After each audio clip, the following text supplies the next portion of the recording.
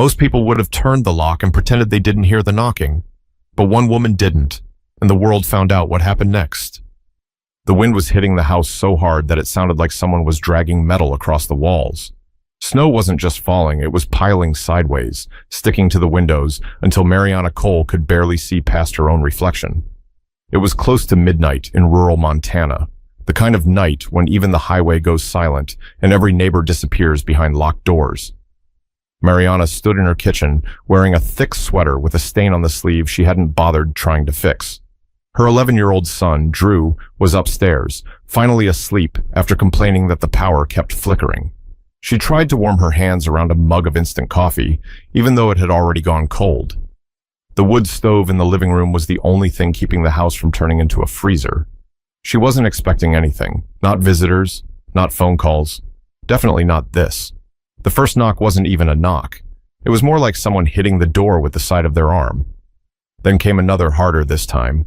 Mariana froze, not terrified, but alert, the way single parents get when they know there's nobody else to rely on. She whispered to herself, "Not tonight. Please, not tonight." The knocking came again, rapid and desperate. She walked toward the door slowly, each step loud against the old wooden floor.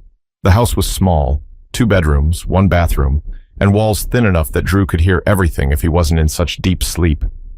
She glanced toward the stairs anyway, just in case. "Who is it?" she called out, trying to sound firm. A voice answered, but the wind almost tore it away. "We need help." She couldn't even tell how many people were outside. She peeked through the small window beside the door, but all she saw was darkness and moving shapes. Not animals, not one person, multiple. Her heart kicked harder. Another voice yelled, "Please, someone's gonna freeze out here." Mariana's first instinct wasn't kindness. It was fear. Not the dramatic kind, just the logical kind any woman living alone would feel when strangers show up in the middle of a storm. She reached for her phone, but the screen flashed a warning, no service. Of course. She kept the chain lock on and opened the door just an inch. The cold slapped her across the face, sending a burst of snow into the hallway. Standing outside were men, lots of them.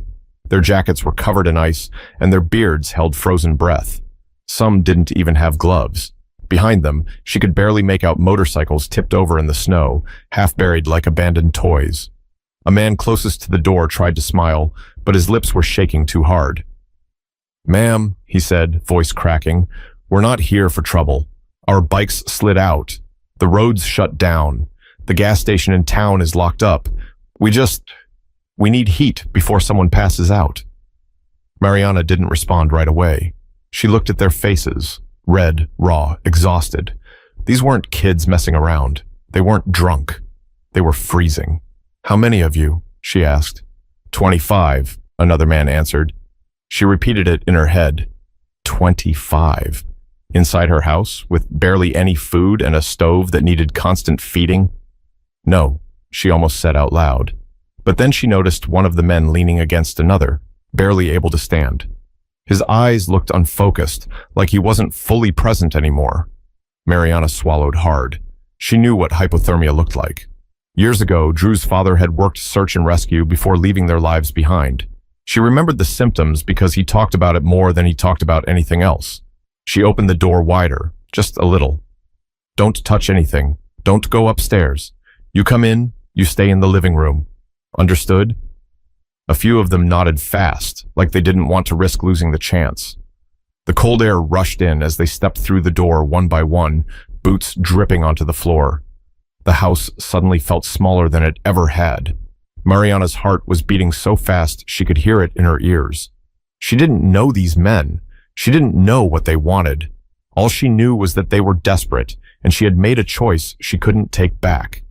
But she had no idea that letting them inside her home would change everything that came after. The heat from the wood stove didn't reach the doorway fast enough. As the men stepped inside, the living room filled with the smell of wet leather and cold air trapped in their clothes. Snow melted into puddles around their boots, and Mariana grabbed an old towel from the hall closet, tossing it onto the floor without saying anything else. The man who had spoken first pulled off his gloves, revealing red, swollen hands. "Thank you," he said, voice more steady now. I'm Brent Lawson. We didn't mean to scare you. Mariana didn't shake his hand. She just pointed toward the living room. Sit, all of you, and don't wake my son. Brent nodded and turned to the others. You heard the lady. Keep it quiet. The group moved slowly, like they were afraid the floor might break under them. They settled near the stove, rubbing their hands together, breathing into their palms. One of the younger bikers, maybe mid-20s, winced as he tried to bend his fingers. Mariana noticed. What's wrong with him? She asked. Brent turned. That's Cody. He was out longest trying to get the last bike upright. He can't feel his hands. Mariana walked over, keeping a safe distance. Cody's skin looked waxy, and his fingertips were turning pale. You need to warm up slowly, she said. Don't put them too close to the heat. Cody let out a shaky breath. Yes, ma'am. Brent's eyebrows lifted slightly. You know about this stuff? My son's dad used to work rescue, she replied. I paid attention. There was a brief silence, not tense, just uncomfortable, like everyone was trying to pretend they weren't strangers, sitting in the same room at midnight. One of the men near the back cleared his throat. We tried the motel in Livingston. Nobody answered. Power's down. We were going to sleep outside if we had to. Mariana crossed her arms. In this weather, you'd be done by morning. A few of them exchanged looks, as if admitting she was right made everything feel more real. The stove popped loudly, and Drew's footsteps creaked from upstairs. Mariana's head snapped toward the hallway. Stay here, she whispered sharply. She hurried toward the stairs before anyone could say another word. Drew stood halfway down, wrapped in a blanket, hair sticking up. Mom, who are those people? Mariana crouched beside him. Don't worry, they're stuck because of the storm. They're staying in the living room until it's safe. His eyes widened. All of them? Just go back to bed, she said softly. Lock your door, I'll check on you soon. Drew didn't argue. That scared her more than anything. He turned around and disappeared into his room. When she returned to the living room, Brent stood up, but gently, hands visible. We'll leave as soon as it's safe, he said. We're not trying to cause trouble. Mariana stared at him for a moment. His beard was still coated with ice, and his eyelashes held tiny flakes that hadn't melted yet. You hungry? She finally asked. A few men looked up, almost surprised by the question. We've got some jerky in our bags, Brent replied. We're fine. That wasn't the question, she said. I don't have much, but I can make something. Cody tried to smile. Anything warm would help. Mariana walked into the kitchen, opening cabinets she already knew were nearly empty. A box of pasta, half a jar of sauce, a loaf of bread starting to go hard on the edges. It would have to do. She filled a pot with water and set it on the stove. For the first time that night, the house felt quiet. Not peaceful, just paused. In the doorway, Brent leaned against the frame. You really didn't have to let us in, he said quietly. Mariana didn't turn around. She watched the burner flicker as the flame caught. Yeah, she answered, but leaving you out there wasn't an option either. Brent exhaled slowly, like he'd been holding his breath since the storm started. We won't forget this, he said. Mariana didn't reply.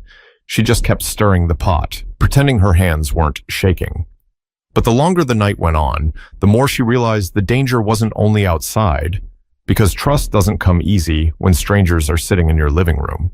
The pasta didn't stretch far, but nobody complained. Mariana served it in mismatched bowls, some ceramic, some plastic, because that's all she had. The men ate slowly, like their bodies were still catching up to the fact that they were safe and warm. The living room lights flickered again, and everyone paused in the same instant, waiting to see if the power would disappear for good. When the bulbs steadied, a few men let out breath they didn't realize they were holding. Cody leaned back against the couch cushions. This is the best meal I've had in weeks. Mariana raised an eyebrow. That's either a compliment or your cooking standards are low. A couple of them chuckled, not loud, just enough to take the sharp edge off the moment. Brent sat nearest the stove, stretching his hands toward the heat, but keeping a respectful distance. We were riding through from Billings, supposed to stop in Spokane by morning. Didn't think the storm would hit like this. Mariana folded the dish towel in her hands. Storm warnings have been on the radio for 2 days. We don't listen to the radio much, another man said. His name was Vaughn. He had a scar above one eyebrow and a voice that sounded like gravel. "So you decided to ride across Montana in a blizzard without checking the weather?" Mariana asked. Vaughn shrugged. "We've made worse choices." The honesty caught her off guard. She almost smiled, but stopped herself. From upstairs, a soft thud sounded, followed by silence. Brent noticed her glance toward the hallway. "You want us gone?" he said. It wasn't a question. Mariana didn't answer right away. She rinsed bowls in the sink, keeping the faucet low so the pipes wouldn't shake. "I want everyone to stay alive," she finally said. "But I don't know any of you, and I have a kid in this house." Brent adjusted his jacket. "You're right to be careful. If it was my kid, I'd feel the same." The room softened again, not comfortable, just less sharp. One of the youngest bikers, a guy with freckles and a shaved head, cleared his throat. "We can sleep sitting up. Nobody's asking for beds or blankets." "You'll need blankets if someone's body temp drops," Mariana replied. "We'll take the floor," Brent added. Mariana took a beat, then walked to the hallway closet and started pulling out whatever she could find. 2 old sleeping bags, a stack of faded quilts, and a knitted throw her aunt made years earlier. She tossed them onto the couch. "That's all I've got." "It's plenty," Brent said. As the men settled in, the storm outside grew even louder. The wind pushed against the house so hard that the walls trembled. Snow slapped against the glass like handfuls of sand. Vaughn stood and peered through the window. "Road's gone. Can't even see the fence line." Mariana joined him, keeping a safe distance. Everything outside was white. No sky, no ground, just moving frost. She whispered, "I hope the roof holds." "It will," Vaughn replied. "This place is old. Old things don't fall apart easy." Mariana turned her head. "That's supposed to be comforting?" He almost smiled. "Did it work?" "Not really." The lights flickered again, longer this time. Cody's eyes darted toward the stove. "If the power goes, can that thing keep us warm?" he asked. "As long as I have wood," Mariana said. Brent straightened. "We can help with that." Before she could argue, a few of them stood up. Vaughn grabbed a flashlight from his jacket, and Brent pulled on his gloves. "You're not going back out there," Mariana said. "We won't go far," Brent replied. "Just the woodpile." Mariana hesitated. She didn't like the idea of anyone stepping into that storm, but if the stove died, the house would freeze. "Fine," she said, "but you stick together. No wandering." Brent held her gaze for a moment. "You have my word." The door opened, and the wind punched into the house like a living thing. Snow swirled inside before the door slammed shut again. The remaining men sat quietly, listening for movement outside. Minutes passed, then footsteps returned, heavy and fast. Brent and the others burst back inside, covered in snow but carrying armfuls of wood. Vaughn shook off his jacket. "Your woodpile was buried. We dug until we found it." Mariana didn't know what to say. Her throat felt tight. "Thank you," she finally whispered. Brent set the wood down near the stove. "We're not here to take anything from you." She met his eyes. "I hope that stays true." The storm raged through the night, but the house held firm, and so did the unspoken agreement between them. But as the hours stretched on, Mariana realized surviving the night was only the first problem. Because trust has a way of turning into something far more complicated when morning comes. By 3 a.m, most of the men had fallen asleep sitting upright, their heads resting against the backs of chairs or slumped forward with arms crossed. The wood stove crackled steadily, casting a warm orange glow across the room. Shadows stretched across the walls, making the space look smaller, tighter, almost like the house was breathing with them. Mariana sat at the edge of the kitchen table, too alert to sleep. Every sound pulled her attention. The shifting of boots on the floor, the stove popping, the wind battering the siding. She kept her eyes on the living room, watching strangers sleep under blankets that once belonged to her son. Brent was still awake. He sat near the stove, elbows resting on his knees, staring into the flames like he was trying to replay the last 12 hours and make sense of how they got here. "You don't sleep much, do you?" he asked quietly. Mariana didn't move. "Not when my house is full of people I don't know." Brent gave a slow nod. "Fair enough." For a moment, neither spoke. The heat murmured through the room. Drew hadn't made a sound upstairs, which was both a relief and a weight pressing on Mariana's chest. She took a breath. "How long have you been riding with them?" "Since I was 19, Brent replied. "Used to be different back then." What changed? He rubbed the back of his neck, thinking. People think they know us because of what they've heard, but most of us, we're just trying to stay alive like anybody else. Mariana raised an eyebrow. That's supposed to make me feel better? Brent almost smiled, but it faded fast. No, I'm just saying things aren't always what they look like. Across the room, Vaughn shifted awake and sat up slowly, stretching his back. He noticed Mariana watching him. Sorry, he muttered. Didn't mean to doze off. You're fine, she said. Just try not to snore. Cody, half asleep on the rug, mumbled, Too late for that. A few quiet laughs slipped through the room before settling again. Brent leaned back against the wall. You live out here alone with your boy? Mariana hesitated. I work part-time at the clinic in Livingston. We don't have anyone else around. Not anymore. Brent didn't push, but his eyes softened. That's a heavy load. It's life, she said simply. Vaughn rubbed his hands together. You ever think about leaving? Moving somewhere with less snow and more people? Sure, Mariana answered. But leaving costs money. Staying costs patience. I'm better at the second one. Silence filled the room again, but this time it wasn't tense. It felt like everyone understood something without needing to say it. The stove crackled louder, and Brent glanced toward the window. Storm slowing down. Mariana checked the glass. Snow was still falling, but now it drifted instead of slamming sideways. Sun should be up in a few hours, she said. Cody pushed himself up, wincing a little less than before. If the roads are clear, we can move out. Won't bother you any longer. Mariana shook her head. Clear roads or not, nobody's leaving until the temperature comes up. I'm not letting anyone freeze after making it through the night. Brent smiled softly. Didn't think you'd care this much. Mariana met his eyes. Don't read too far into it. I just don't want anyone dying in my yard. A few of them chuckled again, but it wasn't forced. It felt human, almost normal. Vaughn stretched his legs. We can help with breakfast. We're not completely useless. Mariana raised an eyebrow. You cook? Better than Cody, he replied. Cody groaned. That's not a high bar. Brent stood slowly. We'll stay out of your way. Just tell us what you need. Mariana looked around the room, at the blankets, the melting snow, the strangers who no longer felt like a threat but still weren't familiar. You don't touch the knives, she said. Other than that, we'll figure it out. Brent nodded once. Deal. The storm outside faded into a low whisper, the house finally settling after hours of shaking. But as the sky began to lighten, none of them had any idea that the quiet morning waiting for them would be nothing compared to what was headed their way next. By the time the first gray light slipped across the snow-covered yard, the wind had finally calmed. The storm hadn't stopped, but it had softened into a steady fall, quiet enough that Mariana could hear her own thoughts again. The men were awake now, stretching stiff muscles and brushing dried ice from their jackets. Cody's hands had regained most of their color, and Vaughn was organizing the blankets into a neat pile without being asked. Mariana stood at the kitchen counter, slicing the last of the bread into thin pieces. She wasn't sure if it would be enough, but something warm was better than nothing. Brent stepped quietly into the kitchen. We can help with that. Mariana shook her head. You've done enough. He leaned against the doorway, not crossing the line she'd made clear. We'd still like to earn our keep. She hesitated. Fine.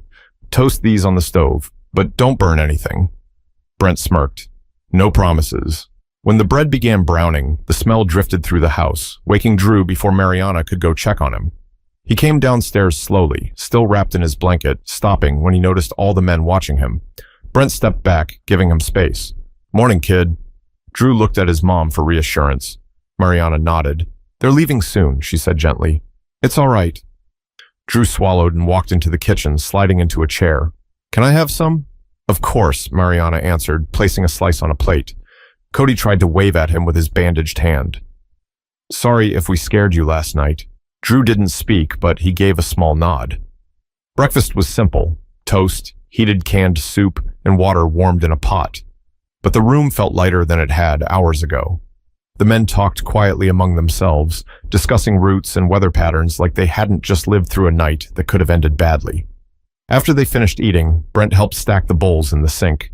We'll head out once the road looks safe, he said. We don't want to overstay. Mariana dried her hands on a dish towel. Overstaying would have been banging on my door again tonight. This, she gestured around the room, was surviving. Brent nodded gratefully. Still, we owe you. Vaughn started gathering firewood into a neater pile. We'll clear the driveway before we go. Last thing you need is getting stuck if something happens. Mariana blinked. You don't have to. We want to, Vaughn interrupted, adjusting his gloves. Before she could argue again, the men pulled on their jackets and stepped outside. The cold hit them, but compared to the night before, it felt almost forgiving. Mariana watched from the doorway as they shoveled snow using old tools she kept in the shed. They moved fast, working together without needing to speak. Within an hour, her driveway was clear, and the path to the road was visible again. Brent knocked lightly on the doorframe. We're going to get moving. Mariana looked at the group, faces no longer red and frozen, but alive and steady. Take care of yourselves, she said. Cody smiled. You too, ma'am. Brent pulled on his helmet but paused before fastening it. We don't forget people like you. Mariana crossed her arms. Just keep your promises to whoever's waiting for you.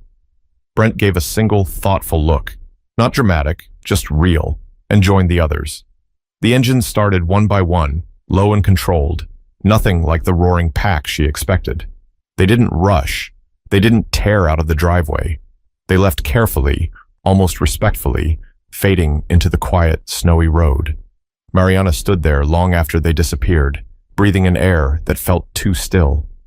Drew stepped beside her. Are they coming back? She placed a hand on his shoulder. No, she said softly.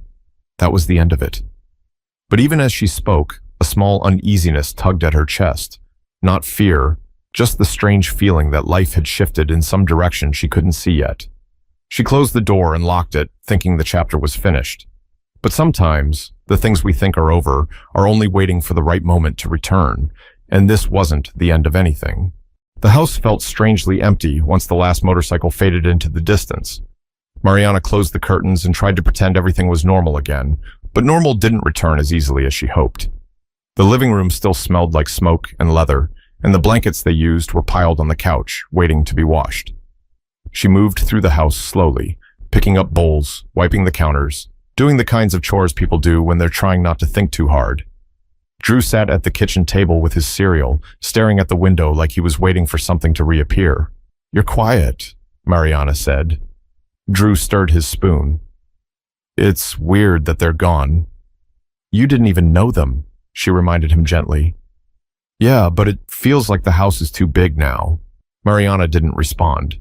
She understood more than she wanted to admit. By mid-morning, the sky had turned a dull white, and the town plow truck crawled slowly down the road toward Livingston, clearing what was left of the storm's path. It should have made her feel better. Instead, she kept checking the window like someone might be walking up the driveway again. She tried turning the TV on for background noise, but the satellite wasn't receiving a signal. The cell phone still showed no bars. Isolation wasn't new to her. Living in Montana meant entire days without visitors, but something about today felt different. At around 10, she heard the crunch of tires on snow outside. Her stomach tightened. She moved to the front window and pulled the curtain just enough to see a beige pickup truck stopping near the end of her driveway. It was her neighbor, Warren Hayes, from 2 houses down, one of the only homes within a mile. He stepped out wearing a heavy jacket and waved. Mariana opened the door. Morning, she called. Warren walked up halfway. Heard the plows finally came through. You doing all right out here? We're fine, Mariana replied. You lose power? Off and on. Warren nodded slowly, then lowered his voice. Heard a rumor that some bikers came through last night. Mariana's shoulders stiffened. Who told you that? Guy who runs the gas station in town, Warren said. Said someone saw a bunch of bikes tipped over near the highway. Mariana kept her face neutral. They needed a place to warm up. They're gone now. Warren scratched his chin. You let 20-something strangers in your house? I didn't have much of a choice. Warren sighed. Montana's a hard place to live soft. Mariana narrowed her eyes. What's that supposed to mean? He raised his hands. Not judging, just saying folks talk. And when they talk, they add pieces that weren't there. She crossed her arms.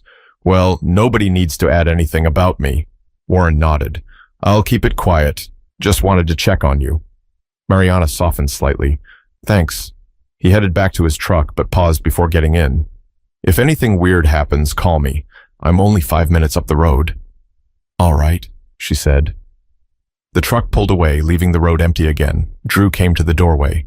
Mom, why would people talk about us? Mariana closed the door gently. Because people like stories more than truth. Drew frowned. Are we in trouble? No, she said firmly. We helped, that's all. He nodded, but his eyes didn't relax. The afternoon crawled by. Mariana washed blankets, swept the floors, and tried to settle the strange feeling sitting in her chest. The house was quiet, too quiet, and the silence felt like it was waiting for something. At around 4, Drew was upstairs doing homework when Mariana stepped outside to shake out a rug. The air was colder again, sharp enough to bite her fingertips. That was when she heard it. Not an engine, not one motorcycle, dozens. The sound was distant at first, low, steady, and growing. Mariana turned toward the highway, confusion tightening into disbelief. More engines joined, then more. The ground vibrated beneath her boots. She stepped backward toward the door, her breath turning short and fast. The road that had been empty all morning was now filling with motorcycles, row after row, stretching farther than she could count. Not roaring, not racing, just arriving. Mariana's hand trembled as she reached for the doorknob. But what was coming toward her wasn't fear. It was something so massive and unexpected that even the storm couldn't compare. Mariana backed into the house and shut the door, but she didn't lock it. She just stood there, listening as the sound outside grew louder and deeper. Not chaotic, just steady, like a heartbeat spreading across the valley. Drew rushed down the stairs. Mom, what's happening? She didn't answer right away. She walked to the window and pulled the curtain back just enough to see. Motorcycles lined the entire road, rows stretching so far that the end disappeared around the bend. Riders wore heavy jackets patched with symbols she didn't recognize, and every single bike was parked with the engine shut off. Not one person was shouting. Nobody was moving toward her house. They just stood beside their bikes, quiet, waiting. Drew's voice shook. Are they here for us? Mariana swallowed. Get back upstairs. But now, Drew. He hesitated, then turned and hurried up the steps. She took one slow breath, then opened the front door. The cold hit her face, but she barely felt it. Every rider within sight turned their attention toward her, not hostile, just focused. A man stepped forward from the first row. He wasn't the biggest, but he carried himself like someone who didn't need to prove anything. His beard was streaked with gray, and his jacket looked older than some of the men standing behind him. He stopped several feet away, keeping a respectful distance.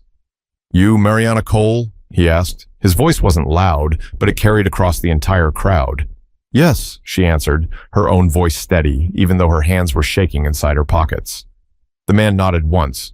Name's Ray Del Vecchio. The name didn't mean anything to her, but a few riders behind him shifted slightly, like it meant a whole lot to them. Ray continued. We heard what you did last night. Mariana frowned. I didn't do anything except keep people from freezing. Ray's eyes softened. You opened your door. Most wouldn't have. She crossed her arms, partly for warmth, partly for control. Why are there so many of you here? Ray took a slow breath. Those 25 men you helped, they're part of us. Word traveled fast. Some rode all night to get here. That doesn't explain this, she said, motioning toward the endless line of bikes. Ray didn't get defensive. He just nodded slowly. We came to make sure nobody gives you trouble for what you did, and to tell you, face to face, that you're not alone out here. Mariana shook her head slightly. I didn't ask for protection. We know, Ray replied. That's why it matters. For a moment, neither spoke. Snowflakes drifted between them, soft and slow. Then Ray reached into his jacket, and Mariana's muscles tensed, but he only pulled out a folded piece of paper. This is from Brent, he said, holding it out. Mariana stepped forward cautiously and took it. The handwriting was uneven, like someone wrote it on the road. It said, You didn't treat us like animals. You saved us. If you ever need anything, we come running. No questions. Brent had signed his name at the bottom. Mariana folded the note, her throat tight. I didn't do it for a thank you. Ray nodded. That's why you're getting one. Behind him, more motorcycles rolled in quietly from the distance, adding to the long line already stretching across the road. It wasn't loud. It wasn't wild. It was something else entirely. Organized. Intentional. Ray stepped back a few feet. We'll be gone soon. We're not here to crowd you or scare your kid. Just needed you to know you're seen. Mariana didn't know what to say. The wind tugged at her coat, and she pulled it tighter. Ray gave a small nod. One more thing. She waited.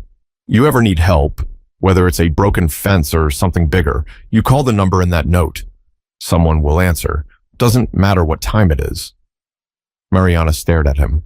Why would strangers do that? Ray's expression didn't change. Because you didn't treat us like strangers.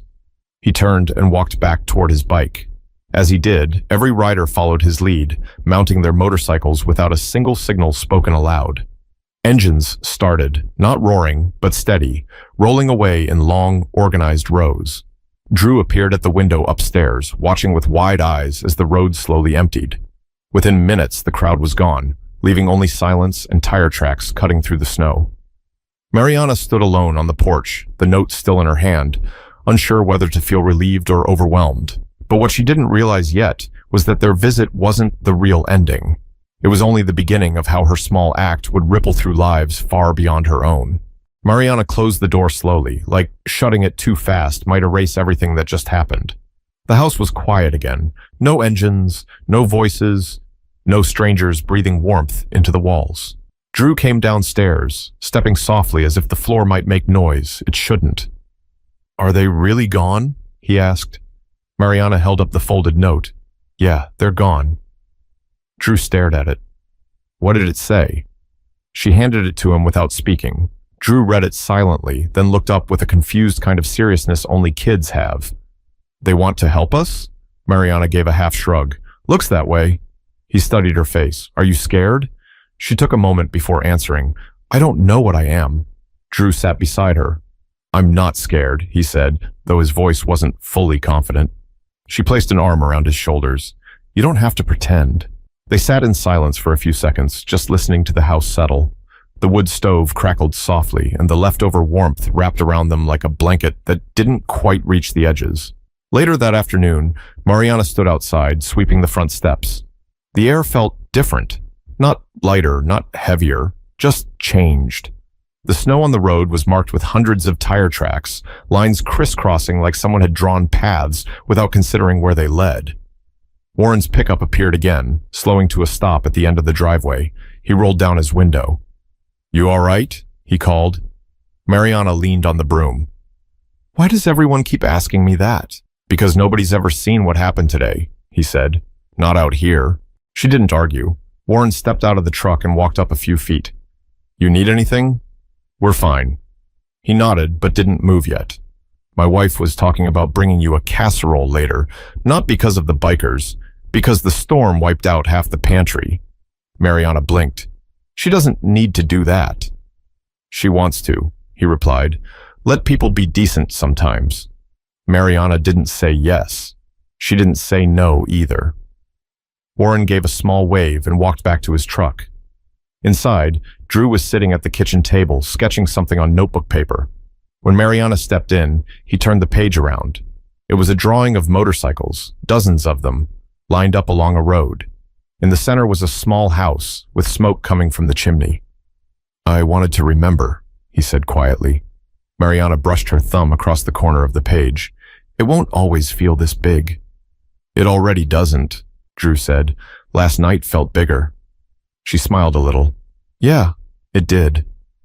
They spent the evening doing normal things, laundry, dinner, homework, dishes, but even simple tasks felt slightly off balance, like the house was still adjusting to being itself again.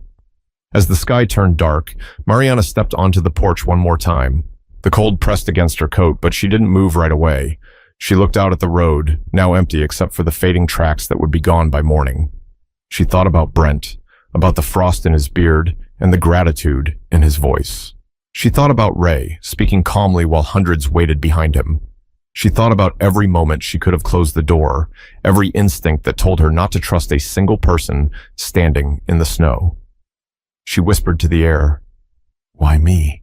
There was no answer, just the wind brushing past her.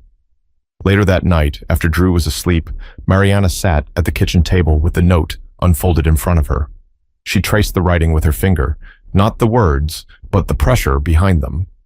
Someone had written this inside a moving vehicle, maybe half frozen, maybe exhausted, but certain. She looked at the phone sitting beside her. Still no service. It didn't matter. Something inside her had shifted. Not like a dramatic revelation, just a quiet understanding she couldn't ignore. She hadn't saved anyone because she was fearless. She wasn't fearless at all. She had been terrified the entire night. Terrified of strangers. Terrified of choosing wrong. Terrified of what might happen if she opened the door and what might happen if she didn't. But she opened it anyway. The next morning, Drew found her making pancakes, real ones, not from a box, using the last of the flour. "You're up early," he said through a yawn. Mariana flipped a pancake onto his plate. Figured today could be normal. He sat down. "Do you think we'll ever see them again?" Mariana thought about it, not just the possibility, but what it would mean. "If we do," she said, "it won't be because they owe us. It'll be because people remember when someone treated them like they mattered." Drew nodded slowly. "Is that the lesson?" She smiled. "Maybe the lesson is that helping someone doesn't make you weak. It makes you human." He took a bite, chewing thoughtfully. "Do you think other people would have opened the door?" Mariana didn't answer right away. She stared out the window, at the snow, the fence line, the quiet road. "I don't know," she said, "but I hope they would." They finished breakfast in comfortable silence. As Drew gathered his school books, Mariana folded the note one last time and placed it inside a kitchen drawer, not hidden, just kept. Before closing it, she whispered, "Just in case." She didn't mean in case of danger. She meant in case she ever forgot who she was when fear tried to make her someone else. Sometimes the world tells you to shut the door. Sometimes survival feels like isolation. Sometimes people judge before they understand. But every now and then, kindness travels farther than the storm that started it. In the smallest choice, a bowl of pasta, a warm room, a door opened when it didn't feel safe, can reach people you may never meet. Not because you asked for anything, not because you wanted something in return, but because someone needed help and you didn't turn away. So if you're listening right now, remember this. You never know the size of the impact you're making when you do the right thing, even when nobody's watching. And if you've ever been helped by someone who didn't have to help you, pass it forward. Someone out there needs you more than you think.